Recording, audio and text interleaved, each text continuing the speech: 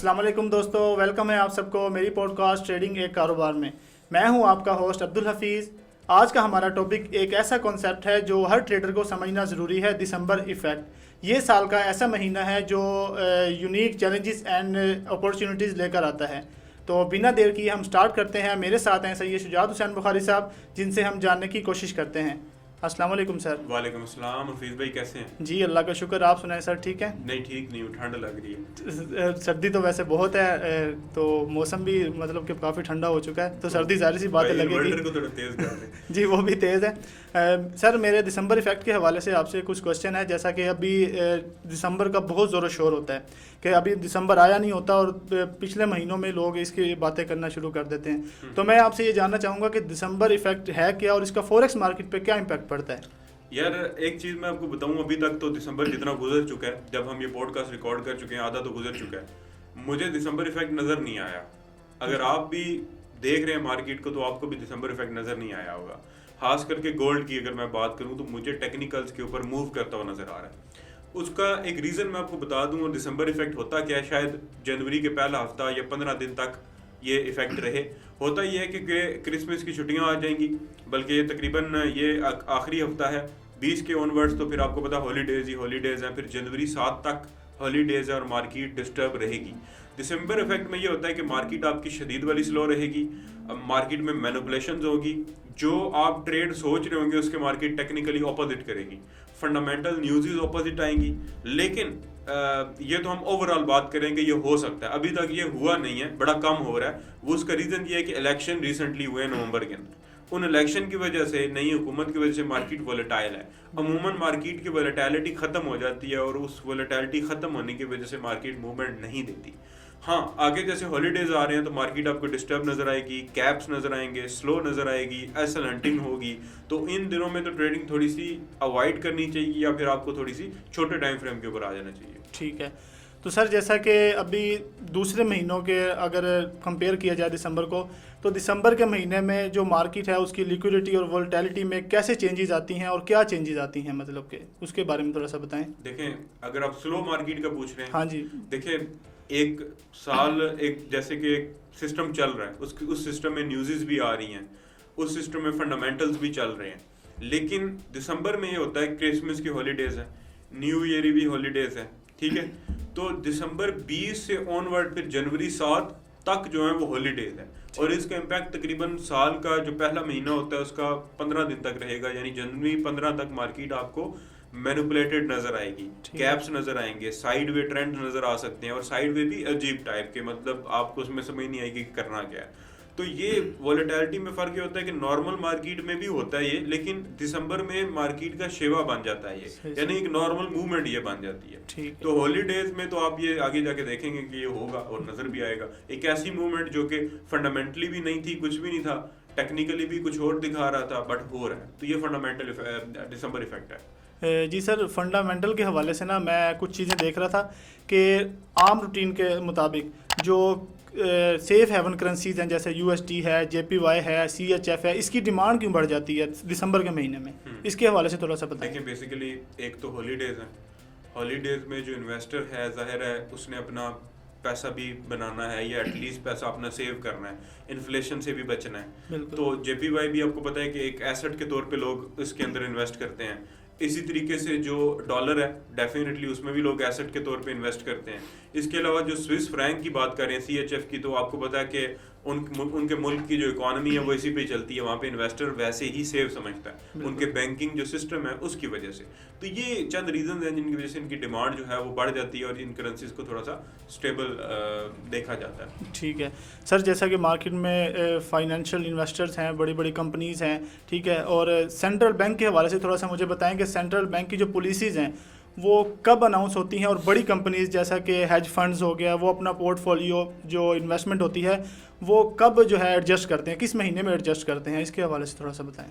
अच्छा, हफीज़ भाई जो आपने पूछा कि बड़ी कंपनीज अपना पोर्टफोलियो, देखें इंटरेस्ट रेट के ऊपर बात करें तो इंटरेस्ट रेट कट आपके सामने हो भी रहा है, आगे भी ऐसा नज़र आ रहा है कि फर्स्ट क्वार्टर में तो नज़र नहीं आ रहा, बट अगले क्वार्टर में 2025 के जो तीसरे महीने से लेके 6वें महीने वाला क्वार्टर है, उसमें शायद इंटरेस्ट रेट कट नजर आए। जो पोर्टफोलियो मैनेजमेंट कंपनीज होती हैं मोस्टली वो दिसंबर के मंथ में ही क्योंकि क्लोजिंग है, जैसे हमारी क्लोजिंग मुल्क की जो बजट पेश होता है वो 6वें महीने में, लेकिन बहुत सारी कंपनीज की क्लोजिंग दिसंबर में होती है। तो वो पोर्टफोलियो मैनेजमेंट करती हैं, कोई अपनी इन्वेस्टमेंट उठा के डिफरेंट एसेट्स के अंदर इन्वेस्ट करेंगी। आप दिसंबर में वो आप देख रहे हैं बिटकॉइन का क्या हाल हुआ, तो कुछ ना कुछ तो हो रहा है, गोल्ड गिर रहा है, तो कुछ ना कुछ तो हो रहा है। तो जो इन्वेस्टमेंट या पोर्टफोलियो मैनेजमेंट कंपनीज होती हैं या हेज फंड्स या बैंक्स जो होते हैं वो कहीं ना कहीं अपनी इन्वेस्टमेंट मैनेज करते हैं, और इसका इम्पैक्ट आपको पहले क्वार्टर में नजर आएगा। लास्ट टाइम भी आपको पता है कि गोल्ड ने क्या किया था, और पहले क्वार्टर में ही गोल्ड की बुलिश मूवमेंट शुरू हुई थी। ठीक है, दिसंबर के बाद पहला क्वार्टर जो था, तो इंटरेस्ट रेट कट की बातें दिसंबर पिछले से चल रही हैं, और पूरा साल फिर एटलीस्ट फिर कट हुआ, गोल्ड उस कट की वजह से पाया गया। अब अगर एक बार कट हो गया और आगे कोई नई पॉलिसी लॉन्च की गई कि अब कट नहीं हो रहा, तो डेफिनेटली मार्केट स्टेबल भी होगी और वोलेटिलिटी भी आएगी। ठीक है, तो सर काफ़ी स्टूडेंट्स के ना मुझे कमेंट्स भी आए थे, मैसेजेस भी आए थे कि सर दिसंबर के महीने में जैसी मार्केट की कंडीशन है, चल रही है मार्केट, तो इसमें हम टेक्निकल पर ज़्यादा फोकस करें या फंडामेंटल पर ज़्यादा फोकस करें, इसके बारे में थोड़ा बताएं। यार बेसिकली ना इसके ऊपर ना आपको जो आपकी साइकोलॉजी है ना उसका बड़ा इम्तिहान होगा। जी। फंडामेंटल एक तो कैलेंडर न्यूज़ है, कैलेंडर न्यूज़ का डाटा गड़बड़ आ सकता है, यानी कि ये नहीं कि फॉरेक्स फैक्ट्री का जो डाटा है उसके अगेंस्ट आएगा। बात का तो होता है कि डाटा के एग्जैक्ट भी आए तो मार्केट ऑपोजिट ही मूव कर जाती है। तो आपको फंडामेंटल जो दूसरी है ना, जैसे फिलहाल इस दिसंबर की बात करूं तो ट्रंप को फॉलो कर लें, एटलीस्ट ट्रंप के ट्वीट्स और ट्रंप को फॉलो कर लें और जंग को फॉलो कर लें, ये फंडामेंटल्स को फॉलो करें। और टेक्निकल्स में मेरे ये सजेशन है कि छोटे टाइम फ्रेम्स के ऊपर आते हैं। लॉन्ग टर्म जो पोजीशन होती है वो प्रेडिक्ट करना यानी इंट्राडे में वो थोड़ा सा मुश्किल होगा। स्कैल्पिंग की तरफ या M15 M5 के ऊपर आ जाए तो ज़्यादा बेहतर होगा। ठीक, अब देखें जैसा कि मैं अभी मार्केट को देखूं तो मार्केट अनएक्सपेक्टेड मूव दे रही है, मतलब टेक्निकल को फॉलो कर रही है लेकिन बहुत ज़्यादा बाय जा रही है, बहुत ज़्यादा सेल आ रही है।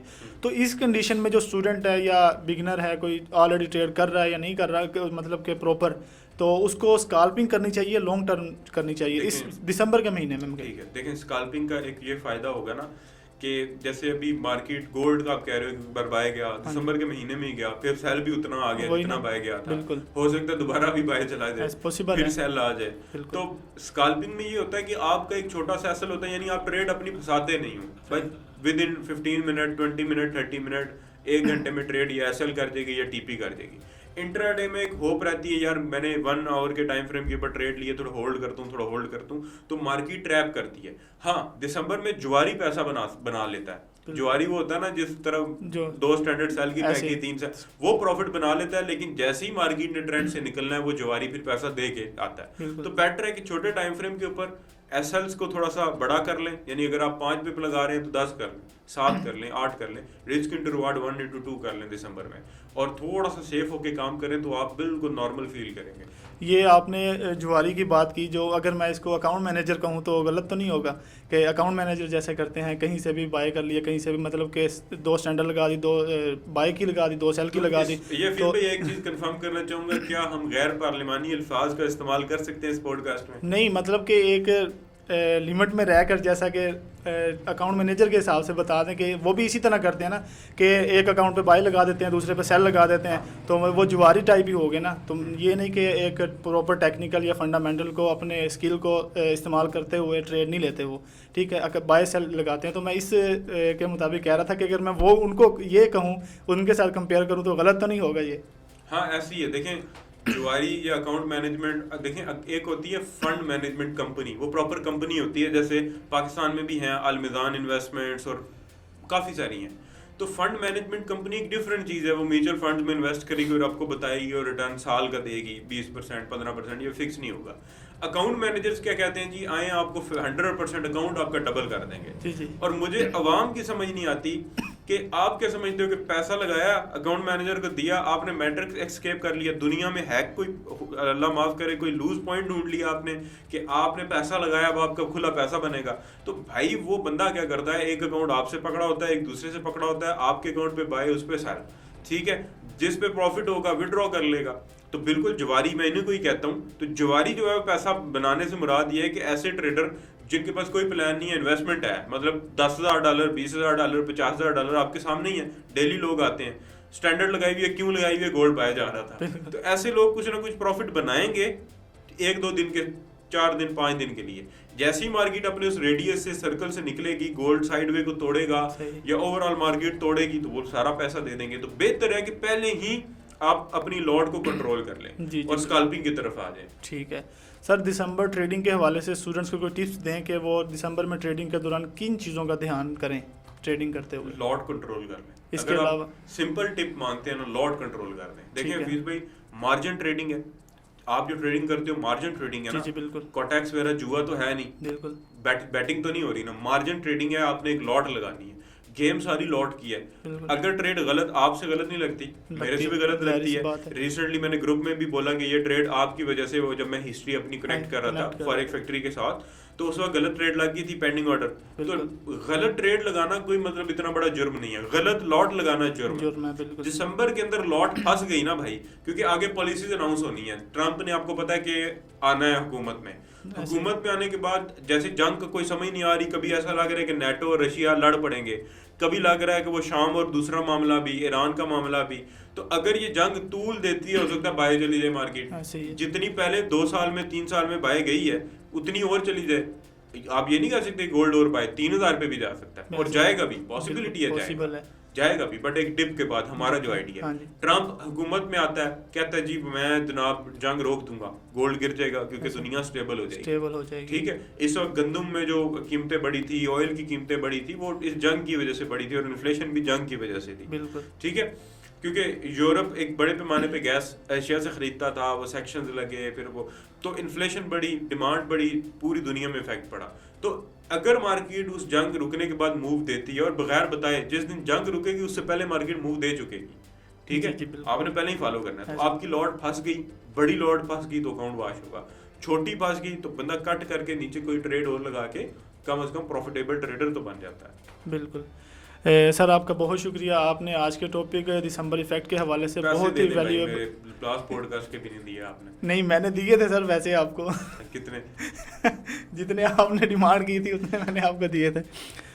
सर आपका बहुत शुक्रिया, आपने आज की टॉपिक दिसंबर इफेक्ट के हवाले से बहुत ही वैल्यूएबल इंसाइट शेयर किए हैं। उम्मीद करता हूँ आप नेक्स्ट पॉडकास्ट में हमारे साथ ऐसे जुड़े रहेंगे और अपना नॉलेज शेयर करते रहेंगे। तो दोस्तों, आज का टॉपिक दिसंबर इफेक्ट के हवाले से उम्मीद है आप लोगों को अच्छे से समझ आया होगा। तो जिन स्टूडेंट्स को समझ आया है वो अपने दोस्तों के साथ और ट्रेडिंग कम्युनिटी के साथ ज़रूर शेयर कीजिएगा, जिसमें आपको बताया गया है कि जो है दिसंबर के महीने में मार्केट का बिहेवियर कैसे चेंज होता है। तो मिलते हैं नेक्स्ट पॉडकास्ट में, तब तक के लिए इजाज़त चाहूँगा। अल्लाह हाफिज़।